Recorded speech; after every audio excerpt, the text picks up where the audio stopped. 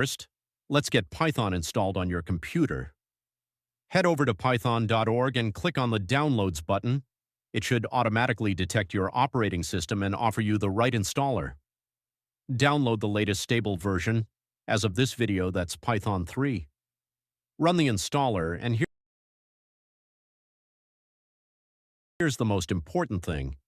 Make sure you check the box that says Add Python to Path before you click Install. If you skip this, Python won't work from your terminal. Once that's installed, we're going to use Visual Studio Code as our editor. VS Code is free, lightweight, and it's what most professional Python developers use. Go to code.visualstudio.com and download it. After installing VS Code, open it and go to the Extensions tab on the left sidebar.